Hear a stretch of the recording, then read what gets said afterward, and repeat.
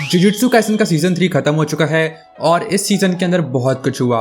बहुत खतरनाक फाइट्स, बहुत ही सारी एक्सप्लेनेशन जिसको सुनकर जेजे के फैंस का दिमाग खराब हो जाता है और ऑब्वियसली बहुत ही सारे मीम्स जो कि बड़े फनी भी होते हैं। तो आज मैंने सोचा कि हम लोग बात करते हैं कि जेजे के सीजन 3 के अंदर क्या हुआ, कौन कहाँ फाइट कर रहा है, कौन किधर से किधर चला गया और पता नहीं क्या क्या हो रहा है। और मैं बता रहा हूँ, इधर सुकुना और गोजो यहाँ पे बिल्कुल नहीं है, क्योंकि मैंने सुना था कि उन लोगों ने छुट्टी ले ली थी ताकि वो जाके टिकटॉक बना सके किसी बीच पर। ओह माय गॉड, गोजो कितना क्यूट है। तो आज मैं करने वाला हूँ जेजे के सीजन 3 का पूरा सुपर एनालिसिस और हम लोग बात करने वाले कि हर एक एपिसोड के अंदर क्या क्या हुआ। तो बिना टाइम वेस्ट किए शुरू करते हैं, सो लेट्स गो। तो पहले एपिसोड का नाम है एग्जीक्यूशन और ये शुरू होता है यूजी से, जहाँ पे अपने हाथ धो रहा होता है जो कि खून से रंगे हुए होते हैं। पता नहीं ये खून कहाँ से आया, शायद ये माहितो का खून है या फिर ये तब का खून है जब सुकुना ने सबको मार दिया था। लेकिन जो भी हो, यूजी बेचारा यहाँ पे बहुत सफरिंग कर रहा है और हम लोग बताया है suffering builds character and character builds suffering, एक यूजी इतादोरी। और फिर हम लोग देखते हैं कि कोई कर्स यूजी के पीछे लगा हुआ है और यूजी इसको खतरनाक तरीके से डॉज करते जा रहा है बिल्डिंग से कूद कूद के। यहाँ पे यूजी लिटरली स्पाइडरमैन बन चुका होता है बिना वेब्स के। और हम लोग फिर देखते हैं कि यूटा यूजी को मारने की कोशिश कर रहा है, वो भी इस मूवी थिएटर के अंदर। लाइक लिटरली ऐसा होगा, ओए यूटा इधर आ, मुझे मेरे ऊपर तलवार मार ताकि मैं यहाँ पे लेट सकूं और हम लोग यहाँ पे स्टाइल मार सकें। ओके, और फिर लोग ये करते हैं। लाइक ऑब्वियसली इतनी कूल जगह पे करने की जरूरत थी, किसी गली में कर लेते। लेकिन फिर आती है ओपनिंग, आइजो आइजो आइजो, और यही है ओपनिंग। और फिर हम लोग देखते हैं नाओया ज़ेनिन को, जो कि एक 27 ईयर ओल्ड आदमी है, लेकिन इसकी हरकतें बच्चों वाली हैं। और हम लोग को पता है कि नाओया कितना ज्यादा वुमेन लविंग है। जो औरत अपने मर्द के पीछे अदब से चलना नहीं जानती, उसे पीठ में खंजर घोंपकर मार देना ही सही है। और फिर हम लोग देखते हैं जब नायो जाता है कमरे के अंदर जहाँ पे ज़ेनिन के सारे क्लैन मेंबर्स बैठे हुए होते हैं और यहाँ पे होता है जिनिची, जो कि है टोजी का भाई।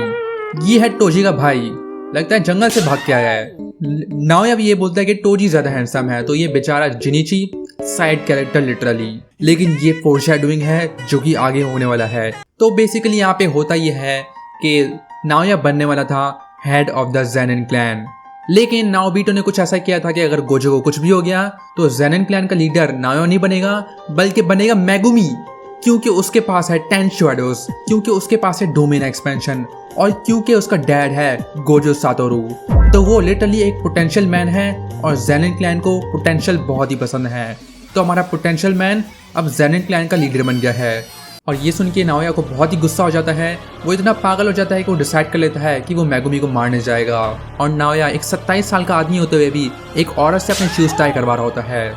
नाओया की तो कोई हद ही नहीं है। और फिर हम लोग देखते हैं कि यूजी जा रहा होता है कुछ कर्सेस को लेकर और आखिर में चोसोन सबको मार देता है एक ब्लड स्ट्रीम से। लेकिन तभी वहां पे आता है नाओया और सीधा हाथ में मुक्के मारने शुरू कर देता है, लिटरली ऑरा फार्मिंग। चोसो को मुक्के मारते हुए अपने बाल सेट कर रहा होता है और इसकी टेक्निक है प्रोजेक्शन। तो ये मिलियन मुक्के एक ही सेकंड में मार सकता है, लेकिन इसके सभी मुक्के इतने ज्यादा सॉफ्ट होते हैं कि चोसो को कुछ होता ही नहीं है।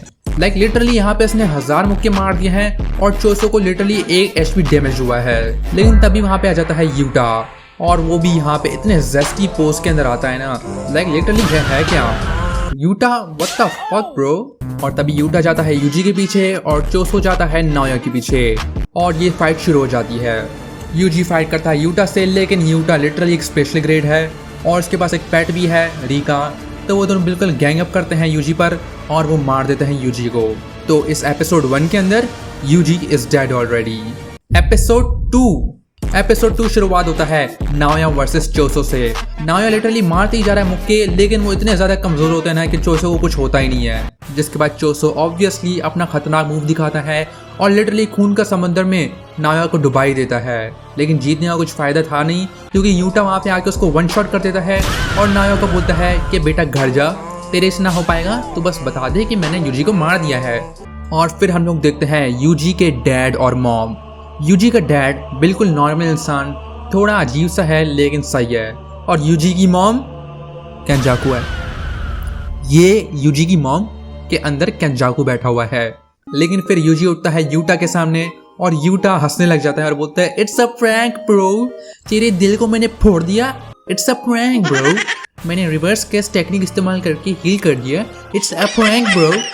और यूजी बेचारा ट्रॉमेटाइज होके बेचारा वहाँ पे उसको समझ ही नहीं आ रहा था कि क्या हो रहा है, लेकिन लगता है कि यूटा बस एक नाटक कर रहा था और वो यूजी को नहीं मारना चाहता क्योंकि गोजो ने उसको बोला था ऑब्वियसली। और तभी वहाँ पे आता है मैगुमी और बोलता है यूजी को कि जाने का टाइम है, लेकिन यूजी बेचारा अभी भी ट्रॉमेटाइज्ड है। सुकुना ने इतने सारे लोगों को मार दिया, गोजो अब सील हो चुका है और अभी अभी वो मर के वापस आया है, तो बेचारे यूजी की हालत बहुत ही खराब है। लेकिन मैगुमी उसको टॉक नो जुट्सु करता है और बोलता है कि मुझे तेरी जरूरत है यूजी, मेरे साथ आ जा। और यूजी ऑब्वियसली ये हमारा हीरो है, वो भी हाँ कर देता है। और फिर वो जाकर बाकी सबसे मिलते हैं, जैसे माकी और यूकी बस आराम कर रही है क्योंकि उसको कुछ करना नहीं आता। और चोसो बताता है कि वो टेंगेन को लोकेट कर सकता है और सही पूछते हैं कि चोसो है कौन भाई, तू यहाँ पे कैसे आ गया, यहाँ पे तुझे किसने बुलाया। और तभी यूजी बोलता है ये मेरा बड़ा भाई है, जिसको सुन के चोसो खुशी से पागल ही हो जाता है लिटरली। और फिर वो जाते हैं टेंगेन के पास। Episode 3 boring episode. ये एपिसोड शुरू होता है जब वो लोग सब जाते हैं टेंगेन के पास और टेंगेन बताता है सब कुछ। उनको बताता है कि कलिंग गेम्स शुरू हो चुका है, टेंगेन के पास गोजो को निकालने का तरीका भी है, उसके पास है प्रिजन लिम की बैग जिसको खोलने के लिए उनको चाहिए होगा एंजल जो कि एक कलिंग गेम्स का प्लेयर है। और ये पूरा एपिसोड बस एक गैप फेस्ट होता है, बस बातें ही बातें कर रही होती हैं। और टेंगेन एक बुढ़िया इतनी एंशिएंट है लेकिन उसके पास इतनी खतरनाक टेक्नोलॉजी है, पता नहीं कहाँ से आ गई उसके पास। टेंगेन बकवास करती है कि कैसे फेट मिले हुए हैं और ना सब कुछ मिला है, 6 साइज और रिको स्टार प्लाज्मा वेसल सब कनेक्टेड है, लेकिन तोजी द मैन चैट ने उस सब को तोड़ दिया, अब फेट बदल चुका है और हमारे लग गए हैं। और ये लिटरली सबसे लोएस्ट रेटेड एपिसोड है पूरे सीजन 3 का, क्योंकि हम लोगों को पता है कि जेजे के फैंस डोंट रीड। तो इस एपिसोड के आखिर में हर एक कैरेक्टर के पास अपना गोल होता है। यूजी और मैगुमी पहले जाएंगे हकारी के पास, माकी जाएगी ज़ेनिन क्लेन के पास ताकि वो वेपन्स कलेक्ट कर सके, यूकी और चोसो प्रोटेक्ट करेंगे टेंगेन को क्योंकि टेंगेन बिल्कुल कमजोर है, और यूटा जाएगा कलिंग गेम्स के अंदर ताकि वो वहाँ पे पॉइंट्स कलेक्ट कर सके। और यहीं पे खत्म होता है एपिसोड 3। एपिसोड 4 एपिसोड शुरू होता है जब माकी जाती है नाओया के पास और ये हम लोग को बालकनी का सीन दिखता है। शुरुआत में तो मुझे लगा था ये कुछ बड़ा ही अजीब हो रहा है, लेकिन मांगा के अंदर इसे ज्यादा क्लियर है। तो माकी जा रही है वेपन्स कलेक्ट करने के लिए ज़ेनिन क्लैन के, ताकि वो फाइट कर सके कलिंग गेम्स के अंदर। और तभी माकी को मिलता है अपना फादर जो कि उसको ही मार देता है। और फिर हम लोग देखते हैं कि माए और माकी दोनों की हालत बड़ी खराब है और वो जा रहे हैं एक चेम्बर के अंदर जहाँ पे बहुत सारे कर्सेस हैं ताकि माकी और माए मरी जाएं। लेकिन ऑब्वियसली माए बिल्कुल भी यूजलेस नहीं होना चाहती है, माए माकी की हेल्प करना चाहती है, तो वो उसको किस करती है और अपने आप को मरवा के अपने आप को एक तलवार बना देती है ताकि माकी ताकतवर बन जाए। माकी चाहती थी कि वो पहली बार यूजफुल बन जाए और वो मरी गई और ये काम कर भी गया। माकी ने फुली अवेकन कर लिया हेवनली रिस्ट्रिक्शन को, मतलब अब वो बहुत ओपी बन चुकी है। और हम लोग देखते हैं कि माए बोलती है कि सब कुछ डिस्ट्रॉय कर दो, मेरी याद में कुछ नहीं छोड़ना। और तभी माकी जाती है और अपने बाप को मार देती है बिल्कुल बैड स्टाइल के अंदर। सभी पूरा ज़ेनिन क्लेन पागल हो जाता है कि माकी को क्या हो चुका है, वो इतनी ताकतवर कैसी बन चुकी है, और वो सब जाते हैं उससे फाइट करने के लिए। और तभी शुरू होता है ज़ेनिन मैसेकर। एक एक करके सब लोग मरने लग जाते हैं और माकी ऑरा फार्म करते हुए उन सबको पीट रही होती है जैसे वो बच्चों का खेल हो। एक पॉइंट आता है जब सब मरी जाते हैं और तभी आते हैं हे, जो कि बेसिकली ग्रेड 1 सॉर्सरर्स हैं। और यहाँ पे जिनीची आता है और इतनी ऑरा फार्मिंग करता है, इतनी ऑरा फार्मिंग कर रहा है, बेचारा पीछे वाला बंदा उसके आंखों से खून निकल रहा है, वो मरने की हालत में पहुंच रहा है और जिनीची को ऑरा फार्मिंग करनी है। इसको पता नहीं कौन सी मरीज बीमारी थी, लेकिन जब ये मुक्के मारता है तो ये बिल्कुल ऑरा फार्म करके मारता है। माँ की उसका सर काट के रिवर में फेंक देती है। इतनी ऑरा फार्मिंग इसके लिए। और तभी आता है नाओया जो कि सबसे स्ट्रॉन्गेस्ट है पूरे ज़ेनिन क्लैन के अंदर। और तभी होता है माकी वर्सेस नाओया।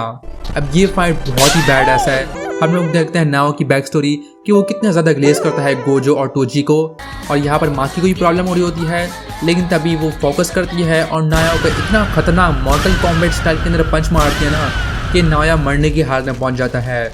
और आखिर में माकी की मॉम ही नाओया को मार देती है एक चाकू से। अच्छा हुआ इसके साथ यही हुआ। एपिसोड 5 हम लोग देखते हैं पांडा की बैक स्टोरी को कि वो कैसे वो एक कर्स कॉप्स है और यागा उसका क्रिएटर एक स्पेशल ग्रेड है क्योंकि उसने कर्स कॉप्स को जिंदा कर दिया है। तो गाकू गांशी आ जाता है उसको मारने के लिए और वो उसको मार ही देता है और ये पांडा के लिए बहुत ही सैड होता है। वहीं पर यूजी और मैगुमी जाते हैं हकारी को ढूंढने के लिए और वो कर रहा होता है एक अंडरग्राउंड फाइट क्लब। मैगुमी अपना हाई आईक्यू इस्तेमाल करके यूजी को अंदर डलवा लेता है और यूजी फाइट करता है पांडा से और यूजी ऑब्वियसली जीत जाता है, जिससे उसको चांस मिल जाता है हकारी से मिलने के लिए। और यहाँ पे हम लोग देखता है एक ही सीन। ये जेजे के सीजन 3 के आर्ट डायरेक्शन वाले को पता नहीं कौन सा कीड़ा लग गया था सिनेमैटिक होने का। पता है मुझे वैसा एनिमेशन स्टाइल पसंद है जहाँ पे स्क्रीनशॉट पोटेंशियल बहुत ही ज़्यादा हो। मतलब सीजन 2 के अंदर कितने सारे कूल सीन्स थे और तुम कभी उनको भूलोगे नहीं, लेकिन सीजन 3 के अंदर हर जगह कचरा ही कचरा भरा हुआ है। ये रियलिज्म के चक्करों में एनिमे को ही खराब कर रहा है लिटरली। लेकिन ऑब्वियसली मापा को स्टाइल तो मारना ही था, तो एक ही सीन के अंदर यूजी और हकारी बात करते हैं और आखिर में हकारी गुस्से में आ जाता है और हकारी मुझे बिल्कुल भी नहीं पसंद है वैसे। वहीं पर मेगुमी फाइट करता है किरारा से, जो कि हकारी के गर्लफ्रेंड है और ये कोई गर्ल नहीं है। मतलब ये पहले एक बॉय था और अब ये गर्ल बन चुका है।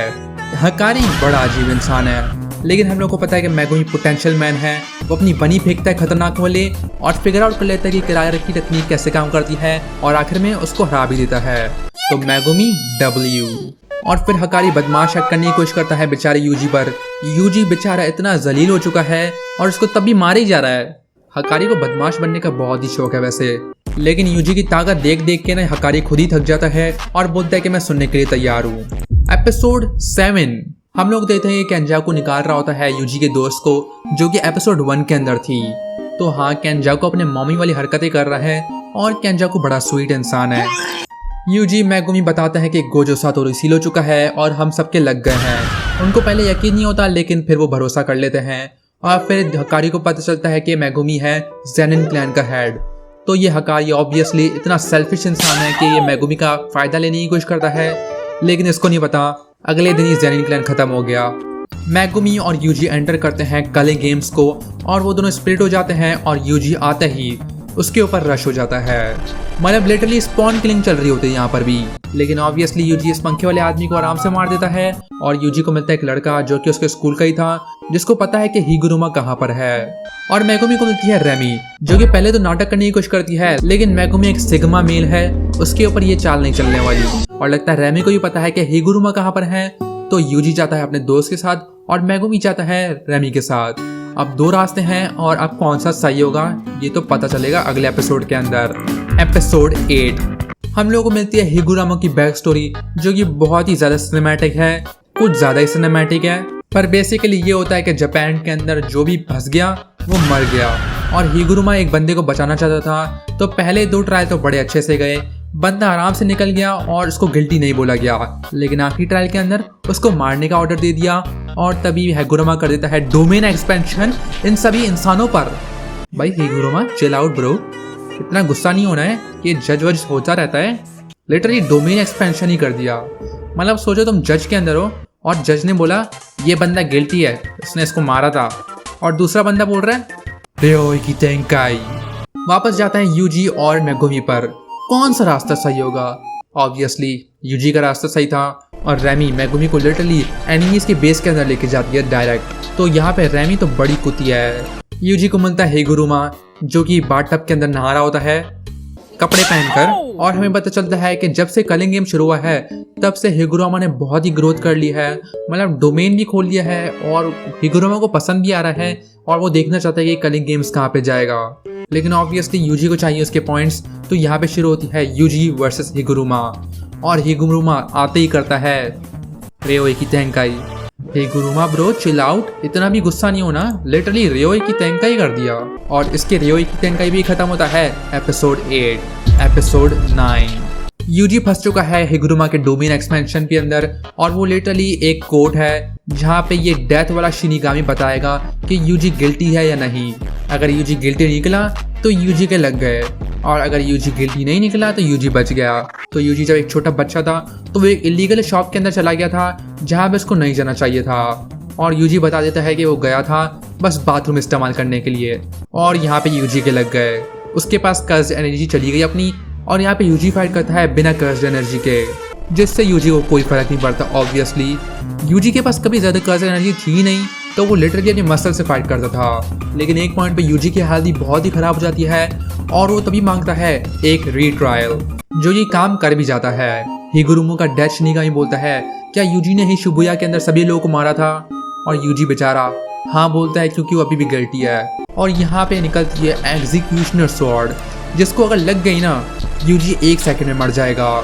यूजी तैयार हो जाता है लड़ने के लिए क्योंकि उसको पता है कि हिगुरुमा उसको मारना चाहता है, लेकिन आखिर में हिगुरुमा उसको मारता नहीं है क्योंकि हम लोगों को पता चलता है कि हिगुरुमा पहले ही एविडेंस देख सकता है और उसको पता था कि यूजी ने सबको नहीं मारा बल्कि सुकुना ने मारा था। और यहाँ पे हिगुरुमा यूजी को देख के उसको अपने पॉइंट्स दे देता है। एपिसोड 10 मेगुमी को मिलता है रेजी, जो कि लिटरली एक लीडर है जो कि पॉइंट्स कलेक्ट कर रहा है लोगों को मार मार के। अब मेगुमी यहाँ पे आता है और आता ही यहाँ पे एक बॉम्ब ब्लास्ट हो जाता है। मेगुमी बिल्कुल खतरनाक फाइट करता है इस बंदे के साथ इस कमरे के अंदर। मेगुमी लिटरली इस बंदे को मार ही देता है, लेकिन तभी आता है ताकाबा जो कि बिल्कुल भी सीरियस नहीं है, मतलब कुछ ज्यादा ही अनसीरियस है ये, मेरा मतलब कुछ ज्यादा ही है। बस कर दे ताकाबा, बस कर दे, तेरी कस मुन्नी किसी को नहीं देखनी रे। लेकिन मेगुमी और ताकाबा अपनी एक टीम बना लेते हैं क्योंकि उनको पता है कि वो सच्चाई के रास्ते पे चल रहे हैं। और ताकाबा यहाँ पे 1000 years ऑफ डेथ जुट्सु भी करता है। यहाँ पे मेगुमी फाइट कर रहा होता है रेजी से, जिसकी पावर है कि वो फन्नी इस्तेमाल करके कुछ भी बना सकता है और यही है उसकी कस टेक्निक, और इसलिए वो पन्नियों की शर्ट लेके घूम रहा होता है। और रेजी इतना खतरनाक है, लिटरली स्कूटर लेके पीछे आ रहा होता है मेगुमी के, और मेगुमी यहाँ पे कर देता है अपना डोमेन एक्सपेंशन, जो कि कितना ज्यादा बैडएस है। एपिसोड 11 रेजी गिर जाता है शैडो के अंदर और वो समन करता है 3 गाड़ियों को, जिसका वेट अफेक्ट करता है मेगुमी को, और ये मेगुमी के लिए बहुत ही बुरा था। लेकिन तभी मेगुमी बताता है तो एक चीज तो रेजी ने एड्रेस नहीं करी, और वो है इतना बड़ा एलिफेंट। तो यहाँ पे बैटल शुरू हो जाती है कि पहले कौन कुछ लेगा। यहाँ पे रेजी कुछ लेगा अपने एलिफेंट से या फिर मेगुमी कुछ लेगा उसकी गाड़ियों से। लेकिन रेजी कोई तरीका निकाल लेता है अपने आप को बचाने का, और मेगुमी डिसाइड करता है कि वो रेजी को लेकर ही डूब जाएगा, और वो लोग पहुंच जाते हैं एक पूल के अंदर। और फाइनल बैटल में कौन जीतता है? Potential man. Woohoo, good bye Reggie. Megumi की हालत इतनी खराब हो जाती है कि वो मर जाता है, और तब भी उसके पास आती है एंजल, लिटरली एंजल आ जाती है वहां पे। लेकिन तभी हम लोग देखते हैं सेंडाई कॉलोनी के अंदर, जहाँ पे एक स्पेशल ग्रेड बुढ़ा अपने तांत्रिक चीजें कर करके सबको मार रहा है, और तभी ये तांत्रिक बाबा मर जाता है यूटा के हाथों। Episode 12 Sendai colony. Utah fight करता है कॉकरोच वाले स्पेशल ग्रेड से, जो कि बहुत ही ओपी होता है। और इस एपिसोड के अंदर यूटा तो बहुत ही भाग रहा होता है, मतलब भाग ही जाता है, बिल्कुल भागते ही रहता है बार बार। यूटा को बहुत ही प्रॉब्लम हो रही होती है कॉकरोच से फाइट करने में, लेकिन तभी वो डिसाइड करता है कि वो कॉकरोच को किस करेगा, और कॉकरोच लिटरली मर ही गया। भाई यूटा, कोई दांत पात ब्रश करता है? तेरे किससे कॉकरोच मर ही गया लिटरली। लेकिन तभी वहां पे आती है ओरो, जो कि पीटने लग जाती है यूटा को, और उनके बीच में घुस जाता है रियू। अब यहाँ पर होता है यूटा वर्सेस रियू वर्सेस यूरो, और यूटा फाइट करता है रियू से, जो कि बहुत ही ओपी है, मतलब इसकी हरकतें देखो। और यूटा यहाँ पे लिटरली उसके ऊपर एक ट्रेन फेंक देता है। लेकिन फिर यूटा रियलाइज कर लेता है कि उसके अंदर इतना दम नहीं है कि वो उनको हरा सके, और तभी वो पहनता है अपनी रैंक और बुला लेता है रीका को। और तभी बैटल बहुत ही खतरनाक हो जाती है, जहाँ पे सभी इक्वल हो जाते हैं और यूटा यहाँ पे डोमिनेट कर रहा होता है बिल्कुल। और तभी वो डिसाइड करते हैं एक डोमेन एक्सपेंशन, एक 3-वे डोमेन एक्सपेंशन, सबसे बैडेस्ट मूवमेंट पूरे जेजेकी के अंदर। कॉकरोच वाला कर्स वापस आ जाता है और तोड़ देता है सभी के डोमेन को, और जब डोमेन खत्म होता है तो रियू लिटरली ओरो को मार देता है। और तभी यहाँ पे होता है फाइनल क्लैश, और ये वाला सीन बहुत ही बैडेस्ट था, और यूटा ने दिखा दिया कि वो कोई फ्रॉड नहीं है, लेकिन वो लिटरली एक स्पेशल ग्रेड सॉर्सरर है। और यहाँ पे यूटा ऑब्वियसली जीत गया, लेकिन यूटा ने रियो को मारा नहीं और उसने ओरो को भी जिंदा छोड़ दिया। तो सब लोग जिंदा बच गए, यूटा जीत गया, यूटा को पॉइंट्स मिल गए, और हम लोग को दिखता है कि बाकी सब क्या कर रहे हैं। सुकुना प्लानिंग कर रहा है कि वो कैसे तबाही मचाएगा। हम लोग को दिखता है हकारी, काशिमो, माकी, मीवा, एंजल और मेगुमी और केनजाकू, और आखिर में सुकुना दिखता है, और खत्म हो जाता है सीजन 3। और यही था जुजुत्सु काइसन का सीजन 3। तुम लोग को इसके बारे में क्या लगता है? तुम्हें कैसा लगा सीजन 3? मुझे कमेंट करके बताना। मुझे लगता है कि सीजन 2 से स्टेप डाउन है, क्योंकि चीज़ें बहुत ही सिनेमैटिक थी और फाइट्स बहुत खास नहीं थी। मतलब माकी वाला एपिसोड बहुत अच्छा था और यूटा वाला एपिसोड बहुत अच्छा था। तो तुम्हें क्या लगता है इसके बारे में? नीचे कमेंट में बताओ। इसे लाइक कर देना और मेरे से सब्सक्राइब कर देना, और मैं मिलता हूं नेक्स्ट वीडियो के अंदर।